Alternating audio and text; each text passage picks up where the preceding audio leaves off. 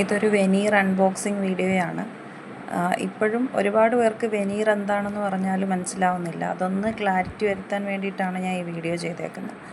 നമ്മൾ വെനീർ എന്ന് പറയുമ്പോൾ നമ്മൾ മിഡ് ലൈൻ ഡയസ്റ്റീമ, അതായത് മുന്നിലത്തെ 2 പല്ലുകൾക്കിടയിൽ വരുന്ന ഗ്യാപ്പിന് കറക്ഷൻ ചെയ്യാനാണ് നമ്മൾ വെനീർ യൂസ് ചെയ്യുന്നത്. വെനീർ അതല്ലാതെ സ്മൈൽ കറക്ഷൻ്റെ ഒരുപാട് ട്രീറ്റ്മെൻറ്റിന്, ചെറിയ രീതിയിലുള്ള ക്രൗഡഡ് കേസിനും പല്ലിൻ്റെ നിറവ്യത്യാസത്തിനും നമുക്ക് കുറച്ച് സ്മൈൽ നല്ല രീതിയിൽ പെർഫെക്റ്റ് ആക്കാനും ഒക്കെയാണ് വെനീർ ചെയ്യുന്നത്.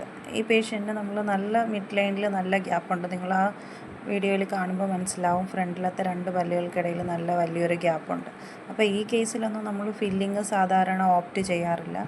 ഇങ്ങനെയുള്ള കേസിൽ നമ്മൾ വെനീറാണ് ചെയ്യുന്നത്. വെനീർ എന്ന് പറയുന്ന വളരെ തിന്നായിട്ടുള്ള ഒരു മെറ്റീരിയലാണ്.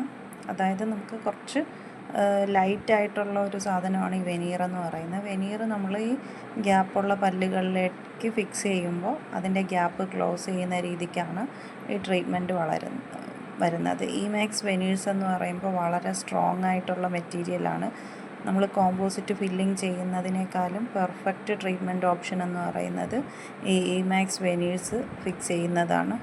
ഇത് നമുക്ക് ഭയങ്കര ലോങ് ലാസ്റ്റിംഗ് ആണ്. കളർ ഫെയ്ഡിങ്ങോ അങ്ങനെ ഒന്നും വരത്തില്ല.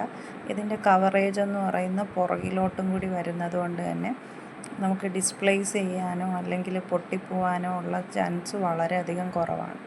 അപ്പോൾ ഇതായിരിക്കും ഏറ്റവും പെർഫെക്റ്റ് ട്രീറ്റ്മെൻറ്റ് ഓപ്ഷൻ. നിങ്ങളുടെ വെനീർ ഫിക്സിങ്ങിന് ഇപ്പോൾ തന്നെ ഞങ്ങളെ കോൺടാക്റ്റ് ചെയ്യുക. ഏറ്റവും നല്ല സ്മൈലിനായിട്ട് നമുക്ക് വെനീർ ട്രീറ്റ്മെൻറ്റ് ചെയ്യാം.